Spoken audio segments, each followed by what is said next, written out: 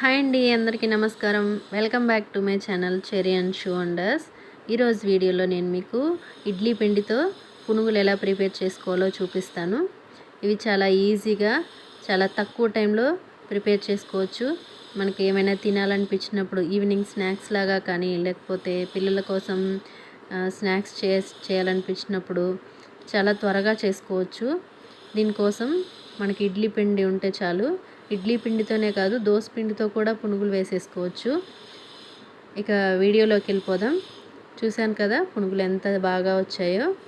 దీనికోసం ముందుగా ఇడ్లీ పిండి తీసుకోవాలి. నేను నిన్న ఇడ్లీ టిఫిన్ వేశాను, మిగిలిన పిండి ఇదే ఉందన్నమాట. ఇది 1 కప్ దాకా ఉంటుంది. ఈ ఇడ్లీ పిండిలో ముందుగా కొద్దిగా సాల్ట్ వేసుకోవాలి. ఇడ్లీ పిండి ఎలా ఉన్నా పర్వాలేదండి. అంటే పులిసిన పిండి అంటాం కదా, పులిసిన లేకపోతే ఈరోజు పిండి అయినా ఏదైనా ప్రాబ్లం లేదు. దీనికోసం కొద్దిగా జీలకర్ర కూడా వేసుకోవాలి. అలాగే ఒక ఆనియన్ కట్ చేసుకొని ఇలా సన్నగా ఆనియన్ తరుగు వేసుకోవాలి. కొద్దిగా కరివేపాకు తరుగు కూడా వేసుకోవాలి. అలాగే ఒక పచ్చిమిర్చి తరుగు వేసుకోవాలి. కొద్దిగా కొత్తిమీర కూడా వేసేసుకోవాలి. నేనైతే పచ్చిమిర్చి కాస్త తక్కువ వేస్తాను, పిల్లల కోసం చేస్తున్నాను కాబట్టి. ఈ మొత్తాన్ని ఒకసారి బాగా కలిసేలాగా ఒకసారి కలుపుకోవాలి. ఆ తర్వాత దీంట్లో ఒక 2 స్పూన్స్ దాకా మైదా వేసుకోవాలి.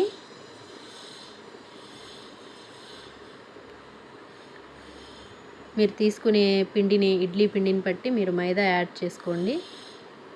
మీరు మైదా ఎక్కువైందా లేకపోతే సరిపోయిందా అని తెలుసుకోవాలంటే 1 గ్లాస్ వాటర్ తీసుకొని అందులో కొద్దిగా పిండి వేసి డ్రాప్ చేసి చూసారంటే మైదా ఎక్కువైతే అడుగు వెళ్ళిపోతుంది, మైదా తక్కువైతే పిండి పైనే తేలుతుంది. దాన్ని బట్టి మీరు ఈజీగా తెలుసుకోవచ్చు మైదా ఎక్కువైందా లేదా అని. మైదా కొంచెం ఎక్కువ కూడా వేసుకోకూడదు, మీడియంగా వేసుకుంటేనే బాగుంటుంది. ఇలా పిండి అంతా బాగా గట్టిగా కలుపుకోవాలి. ఇది గట్టిగా కలుపుకుంటేనే మనకు పునుగులు వేయడానికి, చూసారు కదా, ఈ కన్సిస్టెన్సీలో కలుపుకోవాలి. ఇలా కలుపుకుంటే మనకు వేయడానికి ఈజీగా ఉంటుంది. మీరు కావాలంటే ఒకసారి ఇలా ట్రై చేసి కూడా చూడొచ్చు వేసుకునేటప్పుడు. ఈ విధంగా కలుపుకున్న తర్వాత 1 గంట పాటు పక్కన పెట్టేసుకోండి. మీకు టైం ఉంటే 2 అవర్స్ కూడా పక్కన పెట్టుకోండి. నేను పిల్లలు వచ్చేసరికి రెడీ చేయాలి కాబట్టి ఒక 1 అవర్ ముందు కలిపేసి పక్కన పెట్టేశాను. ఇప్పుడు దీనికోసం డీప్ ఫ్రైకి సరిపడా ఆయిల్ వేసుకొని, ఆయిల్ బాగా హీట్ అయిన తర్వాత ఈ పిండి మొత్తాన్ని ఒకసారి మళ్ళీ మూత తీసి కలుపుకొని ఇలా చిన్న చిన్న పునుగులాగా వేసేసుకోవడమే. మీరు ఇది ఇంకా బాగా క్రిస్పీగా రావాలంటే సోడా యాడ్ చేసుకోండి, వంట సోడా యాడ్ చేసుకోవచ్చు. నేను యాడ్ చేయట్లేదు, మీకు ఇంట్రెస్ట్ ఉంటే మీరు యాడ్ చేసుకోవచ్చు.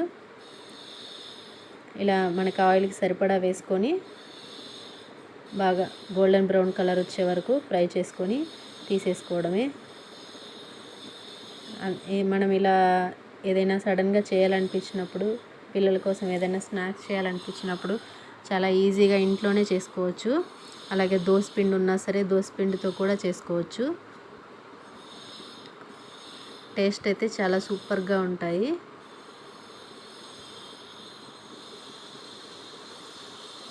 అలాగే నా ఛానల్ సబ్స్క్రైబ్ చేసుకొని నన్ను సపోర్ట్ చేస్తున్న వాళ్ళందరికీ చాలా చాలా థ్యాంక్స్ అండి. ఈ మధ్య వీడియోలు కాస్త లేట్ అవుతున్నాయి, వీడియోలు చేయడానికి అస్సలు కుదరట్లేదు, కానీ తప్పకుండా ఏదో ఒకటి చేస్తూనే ఉంటాను.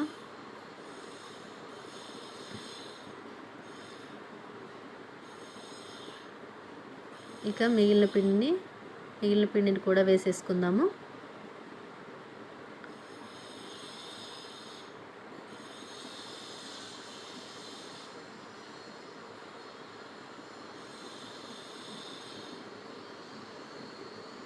మనకి ఈవినింగ్ అయ్యేసరికి ఏదో ఒకటి తినాలనిపిస్తుంది కదా. ఎక్కువగా బయట బండి మీద అందరూ పునుగులే తింటూ ఉంటారు. మనం దానికంటే ఇంట్లోనే ఇలా హైజీన్గా, అలాగే చాలా ఫాస్ట్గా ఇంట్లోనే చేసేసుకోవచ్చు.